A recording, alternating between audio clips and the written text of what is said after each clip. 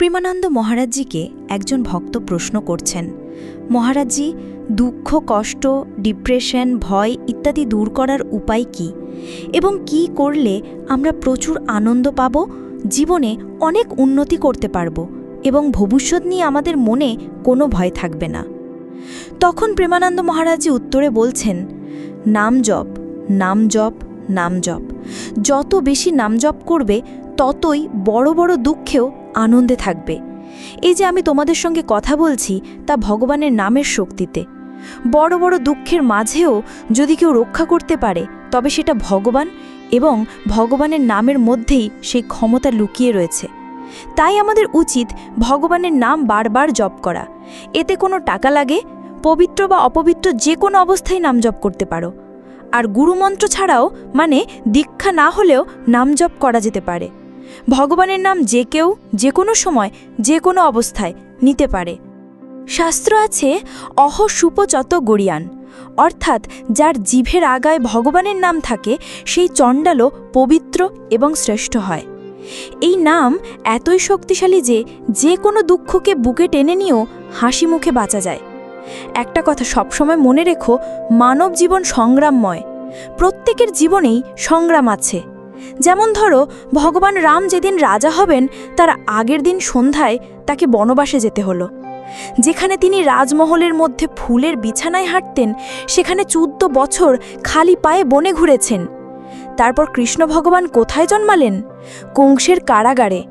দেবকী বাসুদেব শৃঙ্খলে আবদ্ধ। সেখানে ভগবান আসছেন তাদের সন্তান হয়ে। সুতরাং ভগবানের জীবনে যদি এত সংগ্রাম থাকে, তাহলে আমাদের জীবনেও সংগ্রাম থাকবে। কিন্তু আজ দুঃখে আছো, কাল সুখ আসবে।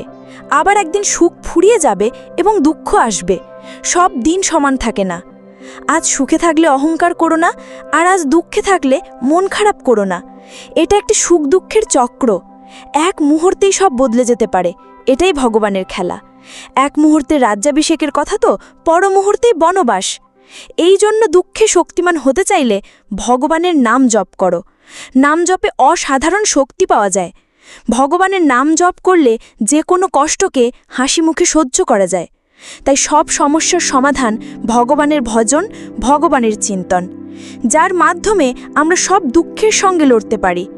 তখন মহারাজজি নিজের ব্যাপারে বলছেন, আমাদেরও একসময় অনেক কষ্টের দিন গিয়েছে। 2-3 দিন টানা খালি পেটে থাকতে হয়েছে। কখনো কোনো আশ্রমে গিয়ে আশ্রয় নিতাম, কিন্তু তারা যেই জানতে পারত কিডনি খারাপ, তারা সঙ্গে সঙ্গে বের করে দিত। কারণ রোগী মানুষের দায়িত্ব কে নেবে? কে তাকে ওষুধ কিনে দেবে? সেই সময় কেউ মুখে একটু জল দেওয়ারও লোক ছিল না। তখন এই বৃন্দাবনেই ছিলাম। আর আজ দেখো কত ভাই আমাদের সাথে রয়েছে। সবাই চাকরি ছেড়ে সেবায় এসেছে। এটাই ভগবানের কৃপা। ভগবান না চাইলে নিজের সন্তান ও বাবা মায়ের সেবা করে না। আর আজ এত ছেলে অন্যের ঘর থেকে এসে সেবা করছে, এটা ভগবানের ভালোবাসা ছাড়া হয় না। তাই আমরা বলি, নাম জপ করো, ভগবানের ভরসায় থেকো। তিনি কখন কোথায় থেকে কি ব্যবস্থা করে দেবেন কেউ জানে না। কথায় আছে, ভগবান যখন দেন ছপ্পর ফাড়কে দেন। তাই তোমরা অনেক নাম জপ করো, নিজেদেরকে শক্তিশালী বানাও, দুঃখ সহ্য করো আর নিজের লক্ষ্যে এগিয়ে চলো। তাহলে বন্ধুরা, আজকের মতন এটুকুই।